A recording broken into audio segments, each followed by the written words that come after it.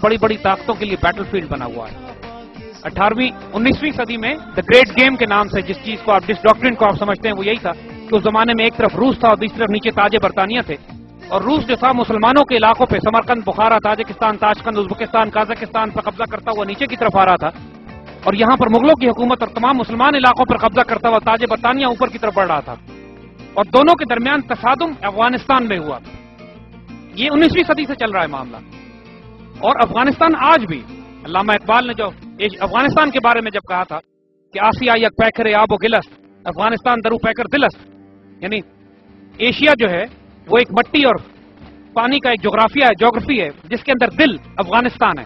افغانستان میں اگر فساد ہوگا تو پورے ایشیا میں فساد ہوگا، افغانستان میں امن ہوگا تو پورے ایشیا میں امن ہوگا۔ یہ بات علامہ اقبال آج سے 90 سال پہلے کہہ چکے ہیں۔ تو حقیقت یہی ہے کہ آج بھی سوویت یونین کے ٹوٹنے کے بعد جب پورا علاقہ خطہ خالی ہوا ہے تو وہ بڑی بڑی طاقتوں کے لیے میدان جنگ بن گیا ہے۔ ایک طرف روس اور چائنا کا نیکسس ہے، ایک طرف مغربی طاقتیں اور امریکہ نیٹو جو ہے یہاں پہ جا کے اپنا، اور افغانستان پھر ایک بیٹل فیلڈ بن گیا ہے کہ جہاں پر پہلے انہوں نے سوویٹس کو نکالا تھا اور امریکن اپنا قدم بنا کے بیٹھ گئے، مگر اللہ کے فضل سے امریکنز کو بری طرح شکست ہو رہی ہے افغانستان میں، جس طرح اس سے پہلے سوویٹس کو ہوئی تھی۔ یہ اپنی فوجیں لے کر آئے ہیں، ان کا مقصد یہ تھا کہ افغانستان کو سٹیبلائز کر کے ہم پاکستان کے خلاف جنگ برپا کریں گے۔ اللہ کے فضل سے یہ ان کے نصیب میں نہیں ہے۔ یہ چھیڑ چھاڑ تو کریں گے ہمارے سرحدی علاقوں میں، افغانستان کو سٹیبلائز نہیں کر سکتے، کیونکہ افغان طالبان تمام تر ہماری غلطیوں کے باوجود پاکستان سے پیار کرنے والے لوگ ہیں۔ گلبدین حکمتیار، جلال الدین حقانی، ملا عمر، انہوں نے پاکستان کے خلاف جنگ نہیں کی، بلکہ جو تمام امریکن اور CIA ایسٹس ہیں، بیت اللہ محسود، ملا فضل اللہ اور اس طرح کے لوگ جو پاکستان کے خلاف جنگیں برپا کر رہے ہیں، ان کے خلاف ہیں یہ افغان مجاہدین گروپ جو ہیں۔ افغانستان کو بھی سٹیبلائز کرنا مشکل ہے کیونکہ بہت بھاری تعداد میں یہ فوجیں لے کر آ گئے ہیں۔ جنگ چلے گی، ابھی طویل عرصہ چلے گی، لیکن ہمیں اس کاسٹ کو بڑھا دینا۔ لیکن دوسری طرف اللہ کے فضل سے امریکہ کی اکانومی گھر پہ تباہ ہو رہی ہے، ان کے بینکس، ان کا اکنامک سسٹم، ان کی معیشت۔ پچھلے ماہ صرف ایک ماہ میں 7.5 لاکھ امریکیوں کی نوکریاں گئی ہیں۔ اتنی نوکری تو ہم نے پاکستان میں 10 سال میں پیدا نہیں کی جو ایک مہینے میں ان کی جاب چلی گئی ہیں۔ اور مڈل کلاس امریکن جن کا گھر تھا، جن کی گاڑیاں تھیں، جنہوں نے قرض پہ لے کے گھر کی قسطیں ادا کرتے تھے، گاڑیوں کی قسطیں دیتے تھے، اچھی زندگی گزارتے تھے، لیکن قرض پہ تھے، جب نوکریاں ان کی ختم ہوئی ہیں تو قسطیں نہیں ادا کر سکے، لہذا ان کے گھر لے لیے گئے، گاڑیاں لے لی گئی۔ اس وقت ہزاروں امریکی ٹینٹوں میں رہ رہے ہیں جو ایک مہینہ پہلے تک گھروں میں رہتے تھے۔ یہ اللہ کے عذاب میں مبتلا ہو چکی ہے وہ قوم، ان کا عذاب اب رکنے والا نہیں ہے۔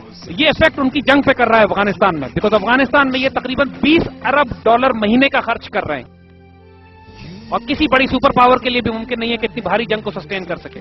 تو پاکستان کی دیکھیے اللہ کی طرف سے اشارے کیا آتے ہیں، پلیز ٹرائی ٹو انڈرسٹینڈ، یہ بات بہت ضروری ہے، ہم کرنا چاہیں گے۔ 1940 میں جب ایک دفعہ فیصلہ کر لیا ہم مسلمانوں نے کہ ہم نے پاکستان بنانا ہے، تو اس وقت تاج برطانیہ پر سورج ڈوبتا نہیں تھا۔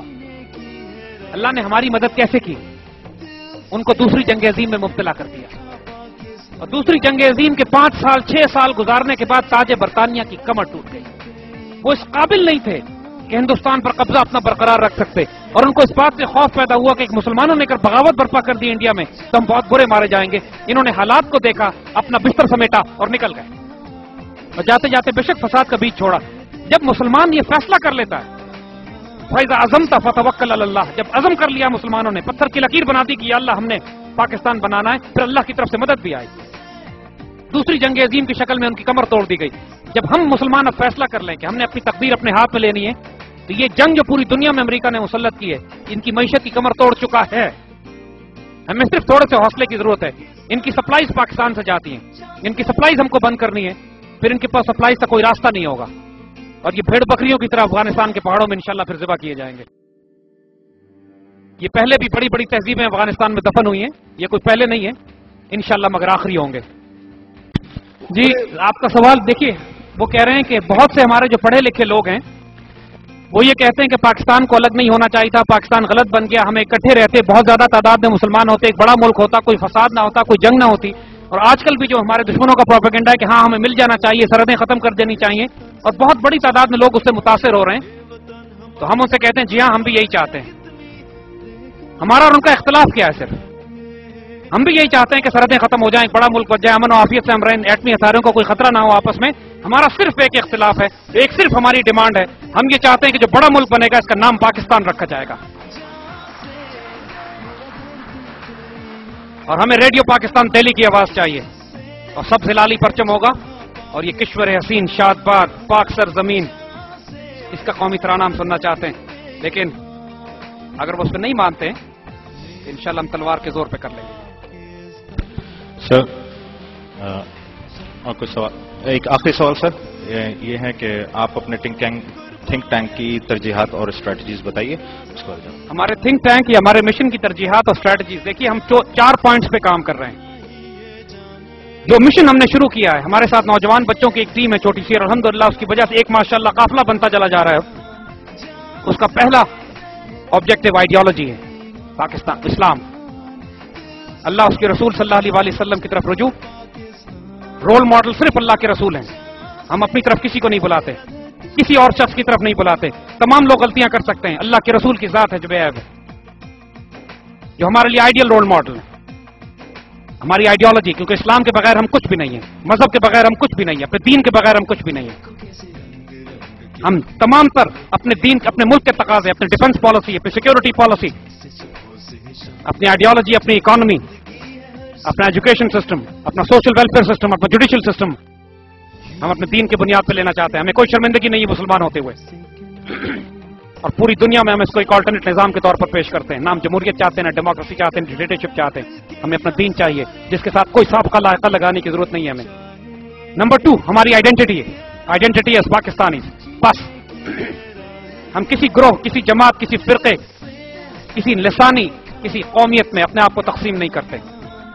ہم وہ پیغام لے کر آئے جس کی بنیاد پر ہمارے بڑوں نے پاکستان بنایا تھا. پاکستان کسی سندھی، مہاجر، بلوچی، پٹھان، کشمیری، اردو اسپیکنگ کے لیے نہیں بنا تھا. پاکستان کے مسلمانوں کے لیے بنا تھا.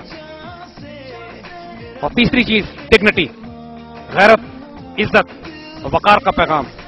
وہی بات کہ ٹھیک ہے میں جاتا ہوں بادشاہ کے بھائی کو ریسیو کرنے کے لیے، جب بادشاہ میرے بھائی کو ریسیو کرے گا تو آنکھوں میں آنکھیں ڈال کے دیکھنا ہم نے اپنے دشمنوں سے.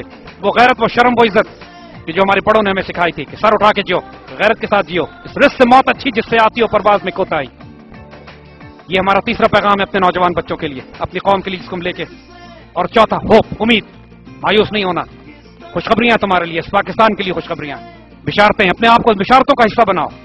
ہمارا دشمن چاہتا ہے کہ ہم مایوس ہو جائیں. اگر مایوس ہو گئے تو دشمن کامیاب ہو گیا. اللہ کی قسم اسے ہم کامیاب نہیں ہونے دیں گے.